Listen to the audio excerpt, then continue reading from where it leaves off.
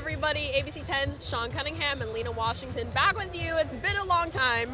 We shouldn't have left you. Without a dope. Keep going.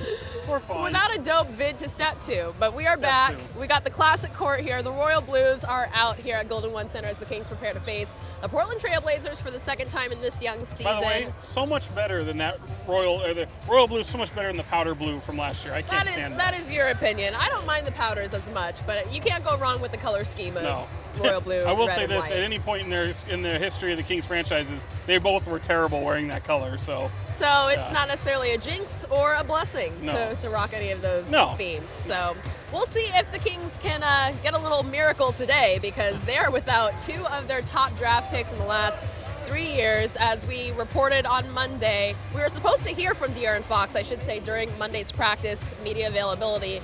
But as we learned quickly after, he was diagnosed with an ankle sprain, so he'll be missing at least the next 3 to 4 weeks. yeah, and that's unfortunate. I mean, you're already stomaching the loss of Marvin Bagley. Now you're down two starters, and they're not just two starters. They're two starters you rely a lot on. Yes. I mean, your whole offense, even your defense. I mean, say what you will, DeAaron, and he's really their identity, their team, the way that they run the ball, the speed that they show. It's one thing to lose Marvin Bagley. I mentioned it when we spoke last week, or 2 weeks ago, when Bagley went down, and coincidentally last year the two longest streaks of losing streaks that they had in their season was when Bagley was off the floor. Yep. Now it's for DeAaron Foxs, and now you got both of them, but it's that next man up in mentality. But all the while, I can understand Kings fans freaking out about now. Oh, they were wanting to think that this was some nightmare, some Yeah. parody tweet that was happening, but it's happening. And as we saw last season, DeAaron Foxs only missed one game last year, and Very durable. I don't know if it was off the top of my head due to injury or just due to rest, because when you I play, think it was rest, if I'm not mistaken. Yeah. Right. And yeah, you're right. Very durable guy, and a guy that really has been relied upon, and Dave Yeager used him brilliantly. I mean, there might be times where he tried to find him minutes here and there and play him under 30 minutes, but that's kind of gone by now. He's been playing upwards over 30 minutes in every single game so far, except for the Utah game where they were just flat out bad. Well, yes. Yeah, we're moving past that game now. The Kings have 3 wins under their belt in this, now the 10th game of this young season. But again, they're out Marvin Bagley, they're out DeAaron Foxs, but we heard from head coach Luke Walton just moments ago, who addressed that next man up mentality, and Corey Joseph also speaking to becoming the starter tonight moving forward. Take a listen. We'll start Corey in there. Game plan stays the same as far as what we work on every day. We have a big picture plan, and we know how we want to get there. So that stays the same. Rotations will be different, minutes will be different, but we plan on playing the same way, and continuing to work on our execution, continuing to work on our screen setting, continuing to try to break the paint, create open threes for each other. So all the things that we've been stressing, we continue to stress. Individually, no, nothing different in terms of how I approach the game, how I get ready for the game. Obviously, mentally, I'm be out there with a different group. I obviously don't really normally play with some of the guys, but so mentally I'll be all right. Just figure out how to get guys shots, how I get my second unit shots. Yeah, it's the NBA. It's unfortunate, obviously. A very key guy, for our, basketball team and our organization went down. So we hope he gets, healthy soon. For the time being, me and Yogi, it's time to step up. So there you have it, Corey Joseph, a tested veteran. One of the reasons why they brought him into this team over the offseason was to give that veteran leadership, and we'll see if he can plug into the starting lineup and bring that kind of mentality to the floor and that effort that we've kind of seen missing for the first couple games early in the season. Yeah, and he's done it before in his stints in prior with the Pacers. He had to do it when Darren Collison went down. Obviously, when Victor Oladipo has gone down, he's no stranger to this. I mean, he's got a champion mentality.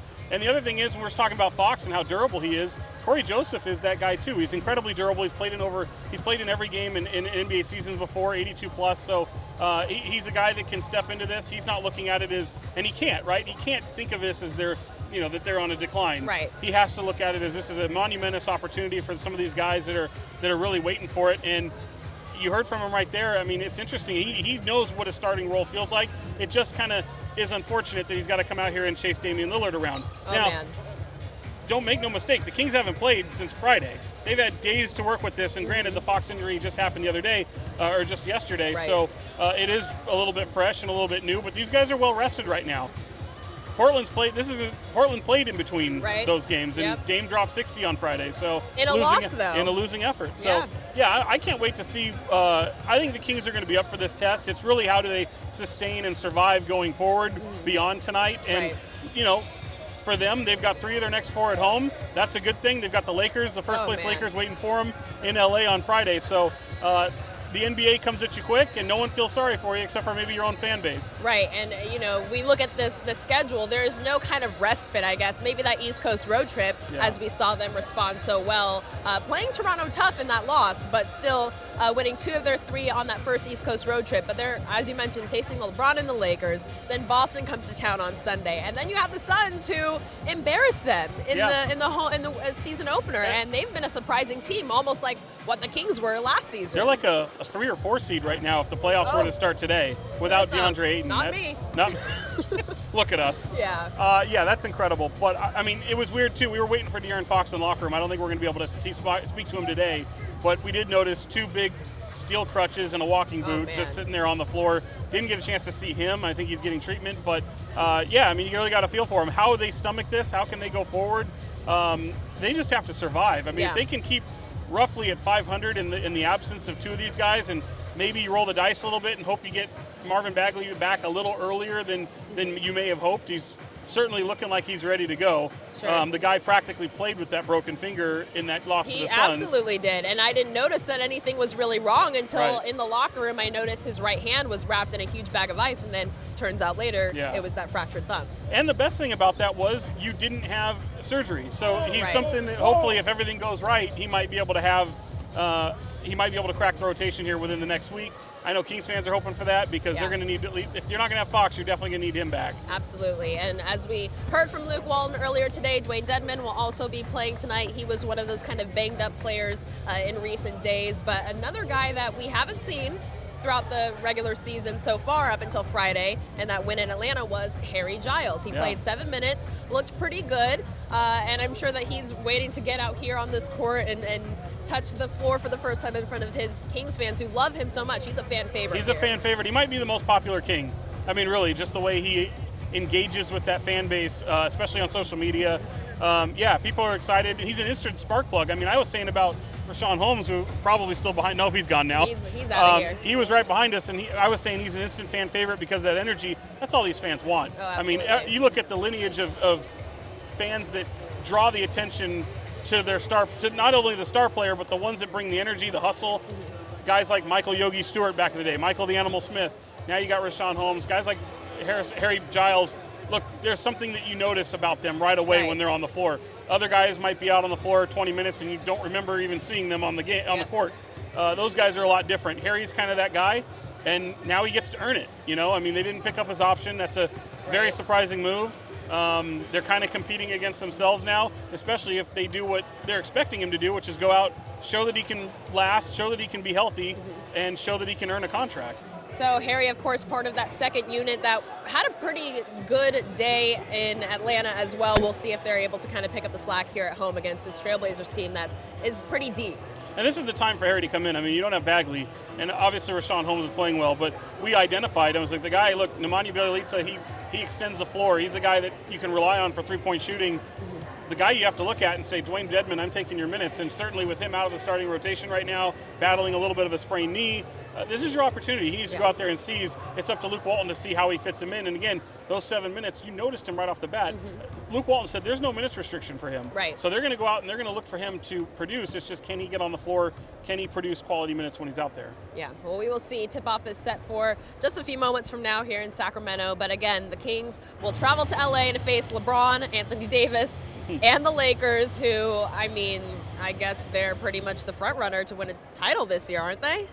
You would think. I mean, I still put the Clippers up there a little bit higher. Sure. I'm different there. I'll take the Clippers, but Yeah, I mean, they only got 2 losses on the season, but what did you see? Is a team that could outpace them ended up winning that game.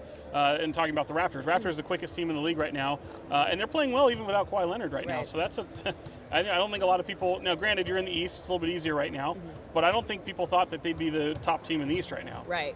Well, then you have the injury to Gordon Hayward as well. He's going to undergo surgery, but the Celtics will be here for a matinee game on Sunday, and then the Suns. Got to get up early. Got to get up early, Sunday. but they serve us a little breakfast, so that's even more incentive for us to come do our jobs here. That's to talk about basketball. Yeah, I guess. Yeah, so we'll be talking about more basketball throughout. Who do you like tonight? I like Portland. By a lot? I would say by 15. Over under 15. I'll take the under. You're going to take the under. I'll take the under. It's Portland by, I'll say it's single digits. I'll say 8. You know, I'm just going to shoot some fish in a barrel and say the Kings have a nice lead at halftime, and then that quickly evaporates in the third quarter, and then we see some maybe lack of effort in the fourth quarter just based on the theme of the season. You mean they're going to have a terrible third quarter again? Oh, I'm just throwing things out there. You can always throw that up. I mean, that's the theme of this season. You're right. I mean, at a certain point, it stops becoming a bad habit and just who you are. Sure. Well, we'll see who the Kings are without DeAaron Foxs, without Marvin Bagley for at least 2 to 4 weeks. They're going to be down 2 starters, but we will keep you posted on the latest. Subscribe to our ABC 10 YouTube channel so you can get post-game reaction tonight and throughout the season. We've got more coverage coming to you from Sean Cunningham, Lina Washington. We'll see you back here next time for some Kings Talk. See ya.